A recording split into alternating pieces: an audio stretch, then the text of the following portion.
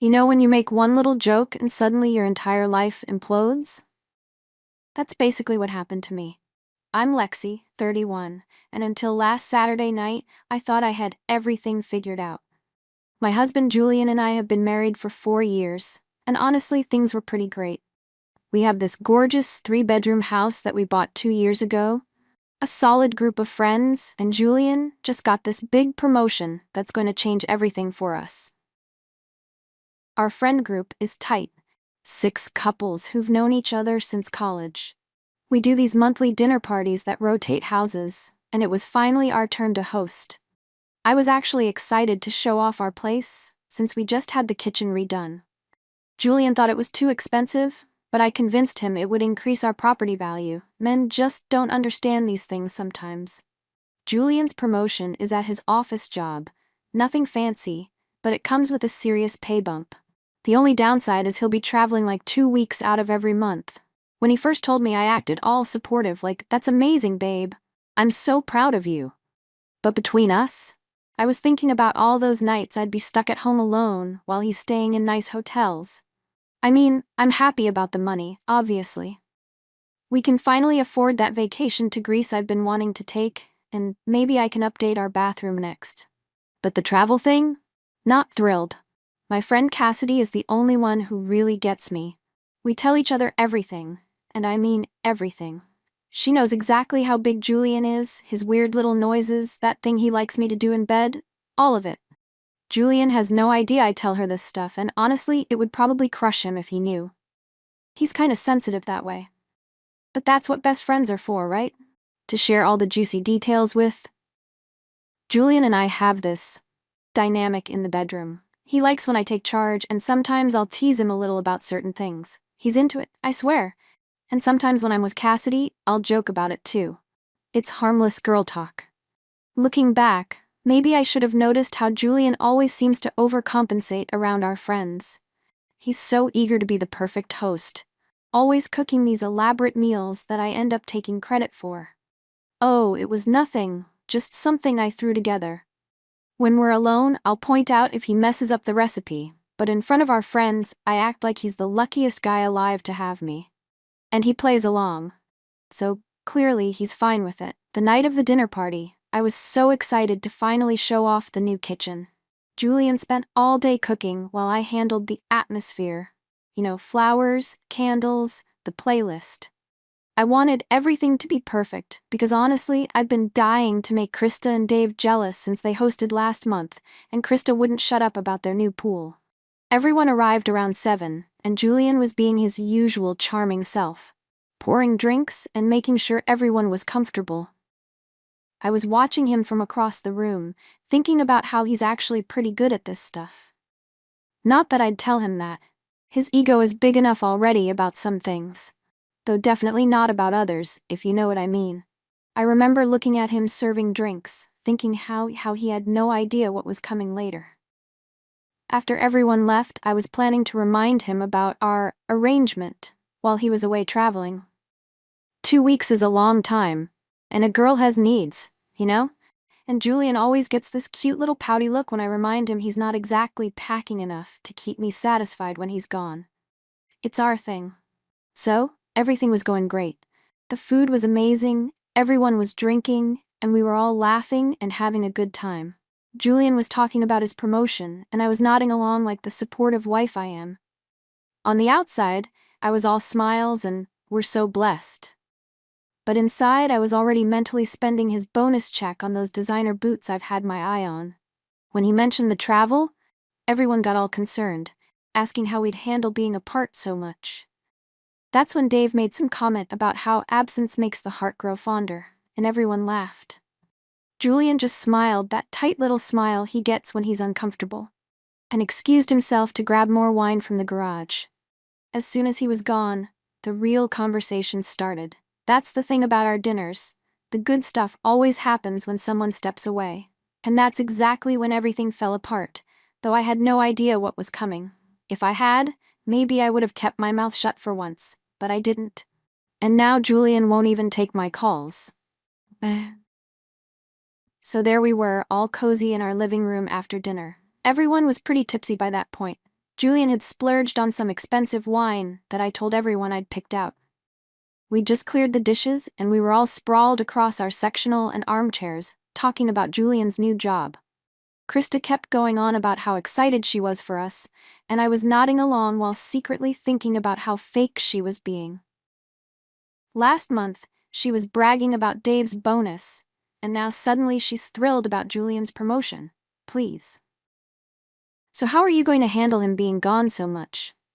Pamela asked me, swirling her wine like she was some kind of relationship expert.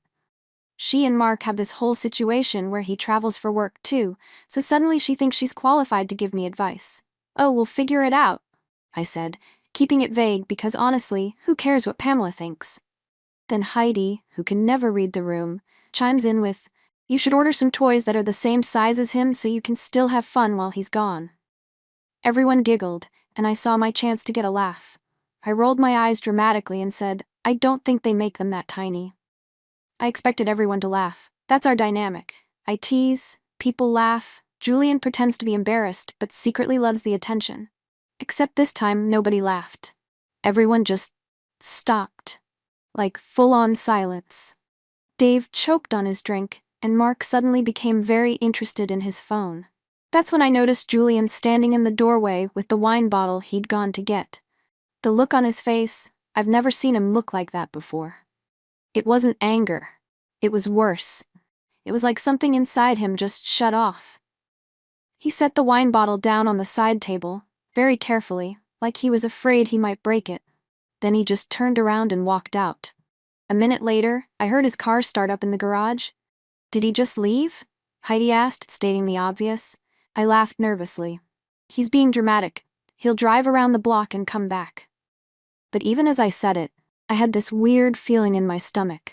Everyone was staring at me like I'd just kicked a puppy. What? I snapped.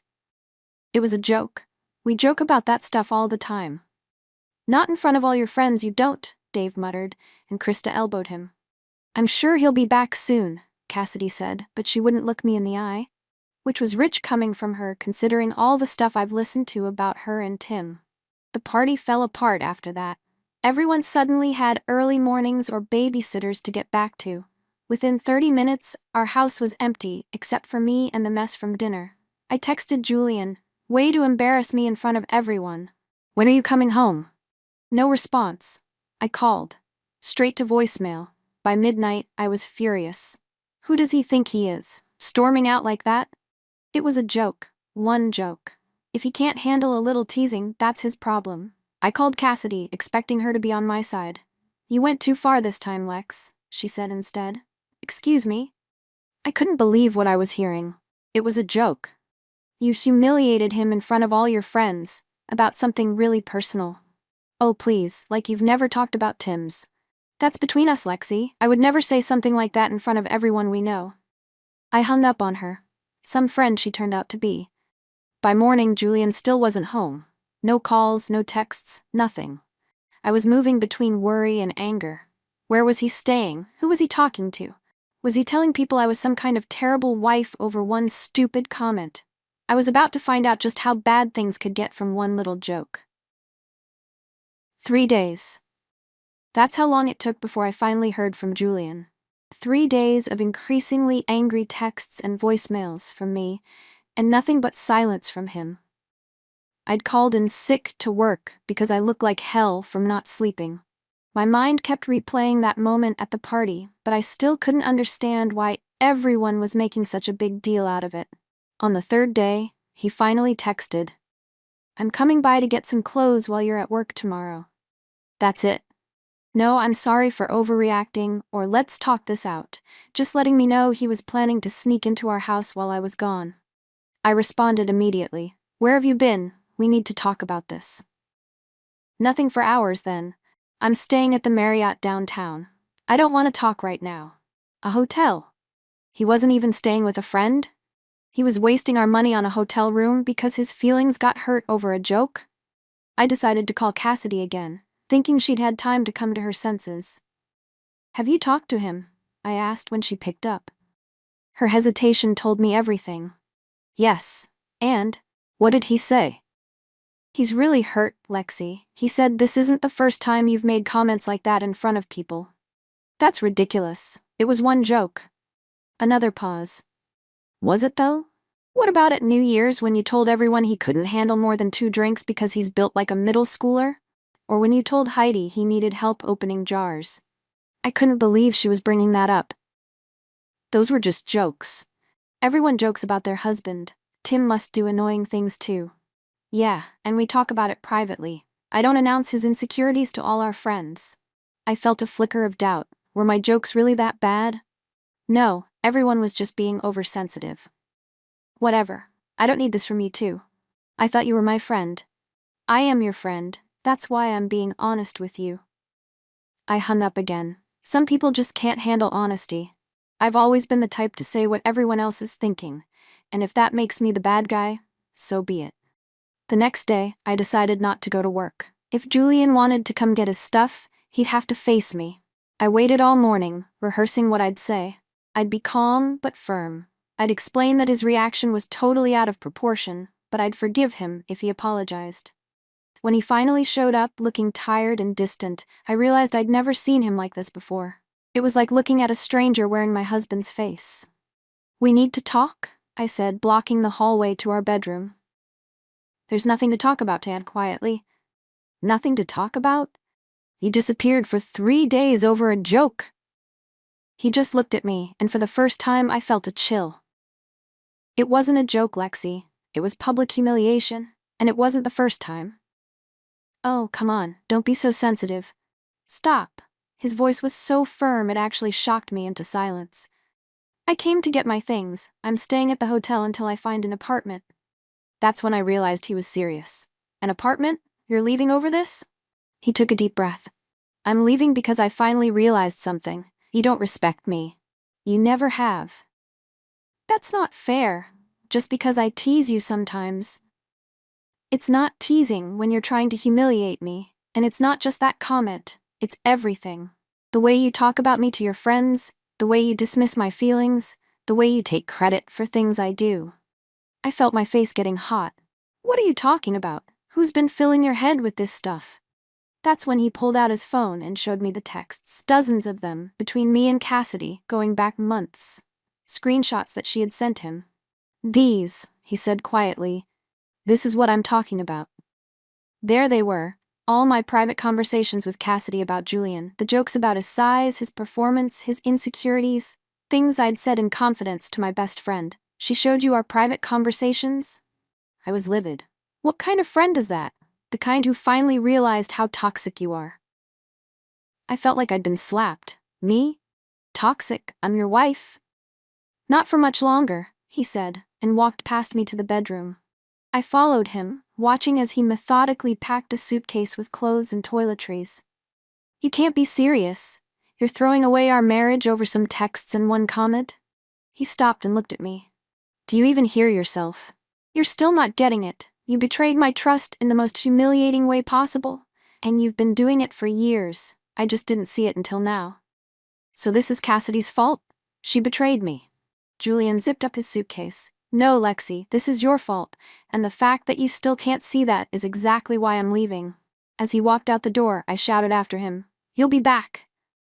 "Where are you going to go?" "This is your home." He paused at the door, not turning around. "Not anymore." And just like that, he was gone again. I stood in our suddenly empty house, furious at him, at Cassidy, at everyone. How dare they make me the villain? I was just being honest, something most people are too cowardly to be. I had no idea then how much worse things were about to get. Word travels fast in a friend group.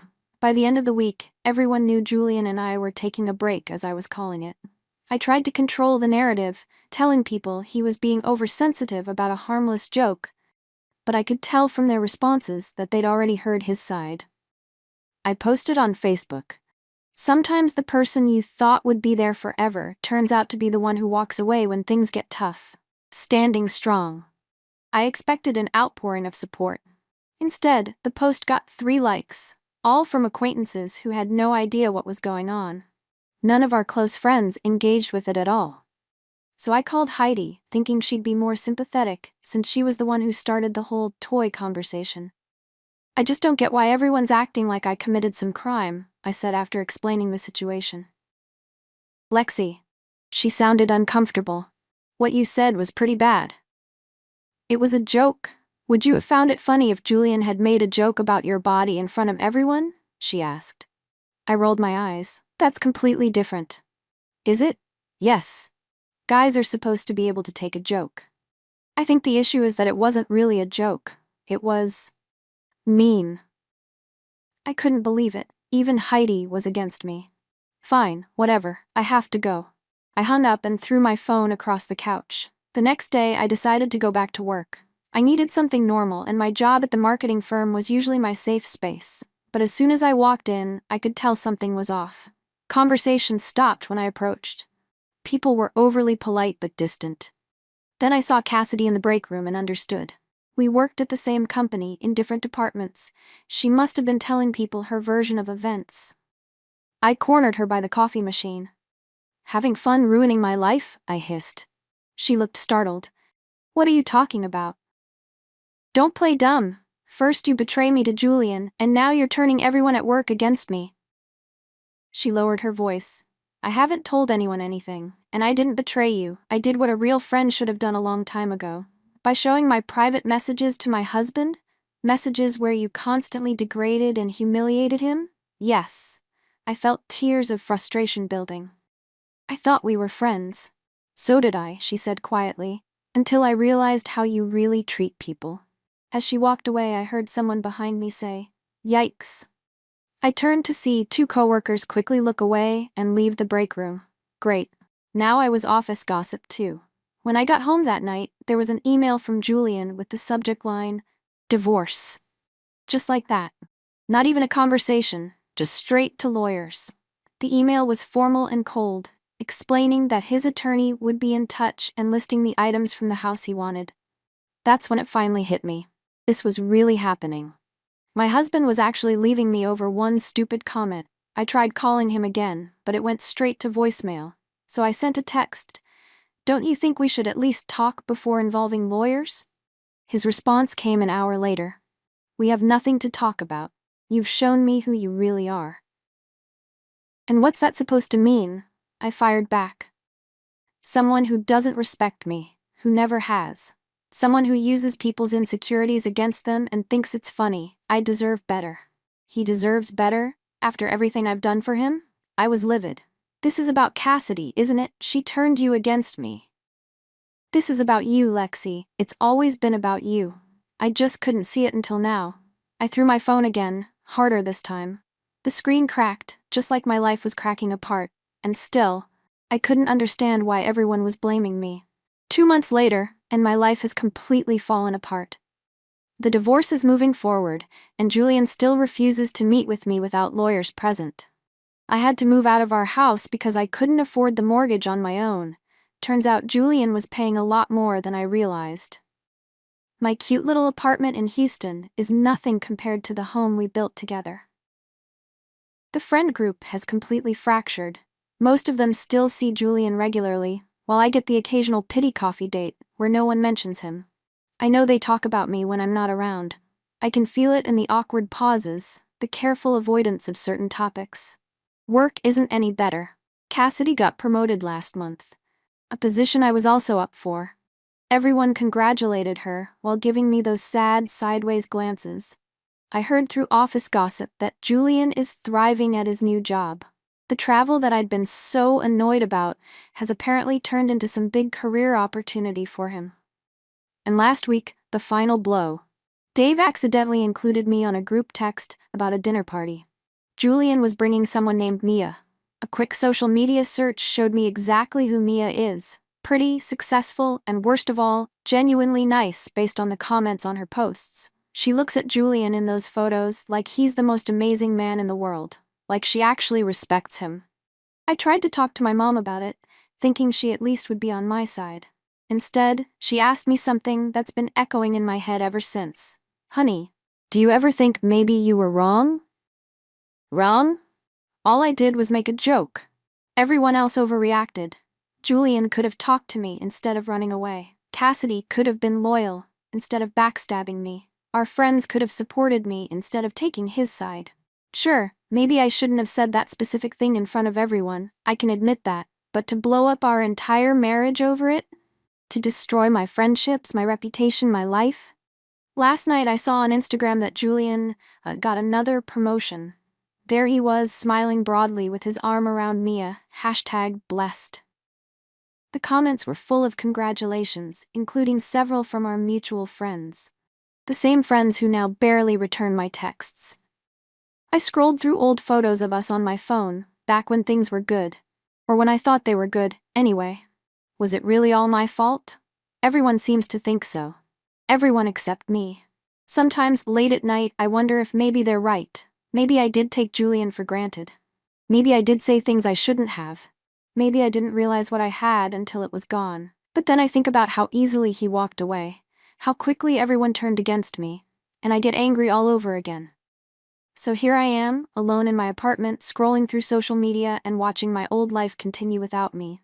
Julian's happy, our friends are happy, even Cassidy's happy, everyone's happy except me.